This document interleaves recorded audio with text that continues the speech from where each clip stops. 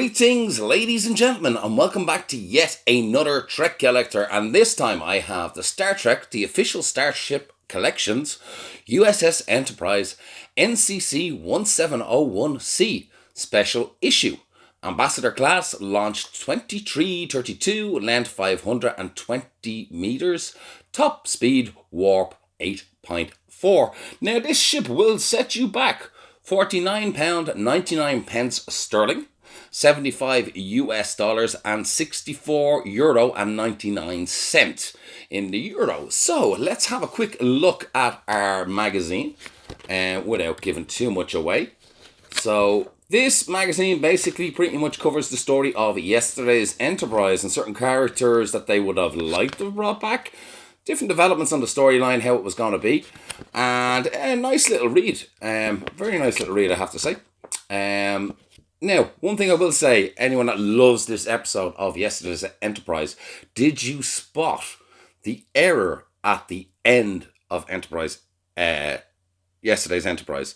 Just watch Geordi speaking to Guinan at the end and notice the uniform he's wearing. Just wanted to point out that the guys missed. Very, very interesting. So have a little rewatch. Great. So mainly about the ship is interesting enough. If we look at the observation lounge, we will see the ships displayed at the back of the observation lounge, and we'll see a ship represented like this. And this was done by Andy Probert, and it was kind of Andy Probert's idea to kind of do the lineage of the Enterprises up to the D, which is really, really cool. So that was what the C was meant to look like, this one here. And they never thought they were going to use it until the script came in for yesterday's Enterprise. So they needed the C. So at this point, Andy Probert had left the show, and it was left down to Rick. And if we look at what Rick actually had come up with here, was basically Rick was trying to actually do this ship. But due to production being very, very rushed and expenses, he had to simplify this design. So he went for the USS Enterprise C. Now, to be honest with you, I prefer this design. I think it's really, really cool, but it is, that's the main reason how the C differed, but no harm. And I think that pretty much covers the magazine. So, without going on too much more, let's take a look outside the ship inside the box. Yes, the best part of the video. So this is how she's packaged. Quite nice. We'll get her out now. So here she is. Look at this ship. Now, I will say one thing. I have been in contact with one or two others from the Eaglemoss or the Hero Collectors fan page for the starships, and my ship does have one error that others don't, so it's not overall a problem. So let's get a look quickly at this ship. So I will take it out of her box.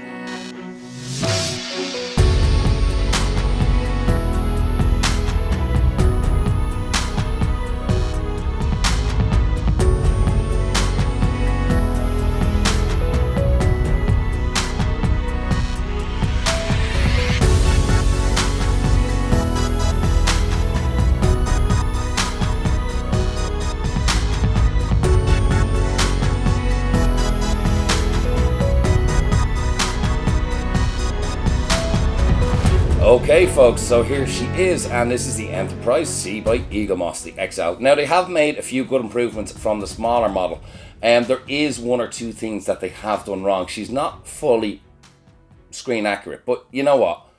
I think they've done a very, very good job on this ship. I prefer the paint scheme on this, to be honest with you. I don't know if anyone's ever built an AMT version of this kit and used the actual studio paint colours. And to be honest with you, as much, like, it looked great when it was screening, if that makes any sense to you guys. But overall, when you're left with a model with those colours, I don't think it's quite nice. But I think the colours that Eaglemoss have done here are really, really nice. Now, a couple of discrepancies is that the bridge dome itself is actually correct, but the bridge module is slightly wrong, okay? There's a few detail and errors here. Another thing as well is that these lifeboats do appear on the Ambassador ships later on from the sea when they reuse the model. But believe it or not, they are not meant to be on the sea. So I think, and the transporter arrays there. Now, I think, by the looks of things, someone had initially had that right And when it came down to the painting process, and these were actually added in by mistake. But they are on an ambassador class starship, but later on from the sea. But the initial studio model didn't use that. But if we look at our phaser strips, they're quite nicely done. The lifeboats are nice and crisp. The windows, they haven't etched in windows, the indented windows that we used to have problems with before. So these are actually all nice, aligned and crisp. So there's no misalignment on windows, which is absolutely fantastic. The USS Enterprise NCC 1701C, nicely and well detailed. I know people were giving out that they couldn't clearly see the reliant on the last XL model. Our RCT thrusters are absolutely fantastic. We're missing the rimming around the saucer yet again, but again, I think, to be honest with you, if they can't tool it and get it right, they're better off not doing it. Just like they've dropped the indented windows. Let's take a little look underneath. Oh, sorry for the camera shake there. Underneath the primary hull. Our sensor dome, I think, is a little bit too big. I think I've got some styrofoam there. Lucky enough, I do. But overall, she is really, really nice. Nice, crisp paint app. I can't complain. Now, this is one thing on mine, which I know is not on others, okay? So I have basically, it looks as though someone had their fingers left in paint or glue, and there's a smudge in there. This is not the case on every single model, so I am going to point that out. That is a problem with mine, okay? Another thing that I did point out, which I know is not on everybody's, it is on a few, okay? So on this side, I have Starship USS Enterprise, United Federation of Planets upside down. On this side, it's correct. Now, this is not the case on everybody's ship, okay? So again, there's a few production errors that do have that version. I do think the NCC 1701C is spaced a little bit too far apart on both these areas here, if we go in nice and close. The secondary hull shape is a little off. It's not too accurate. We're missing some arboretum windows down here, which was a kind of nice touch of the ship. Linking into the Enterprise, the refit and the A. Another thing that's missing on this is a couple of the lifeboats, and the nacelles are the wrong shape. They should actually be bulkier, and it should be a little bit rounder.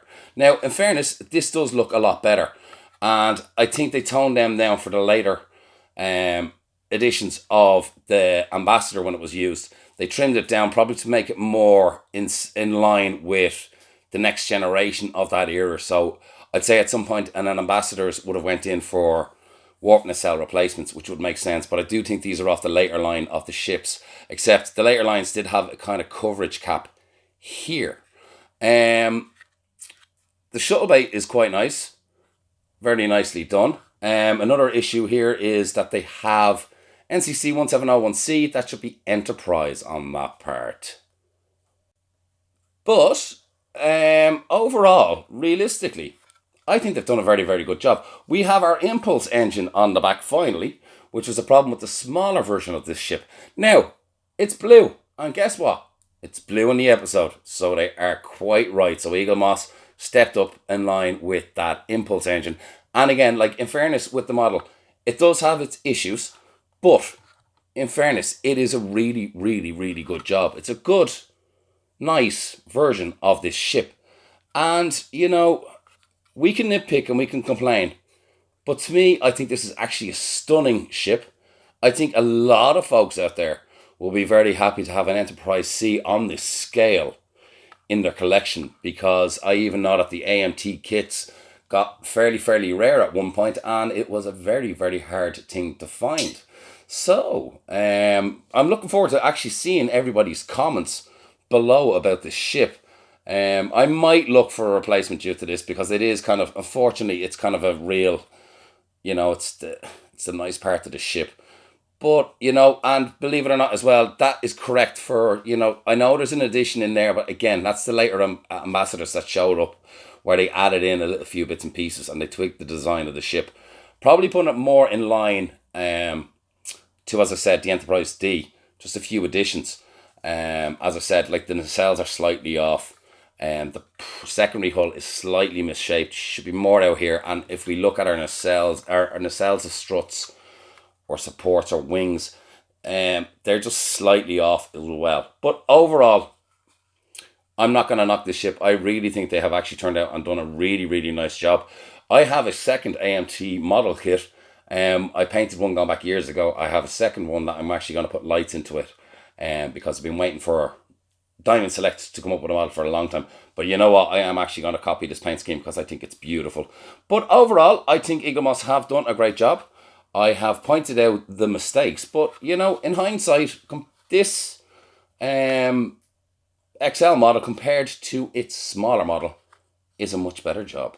So guys, I have been the Trek Collector. Thank you very much for watching. If you haven't, please hit the like button. Hit subscribe to my channel. And if you want to check some interesting Star Trek discussions and talks about Discovery and anything interesting coming up, check out the Nerd Escape with myself, an Irish Trekkie. Links below. Take care guys, slán go fóill, ihawa. Take care and live long and prosper.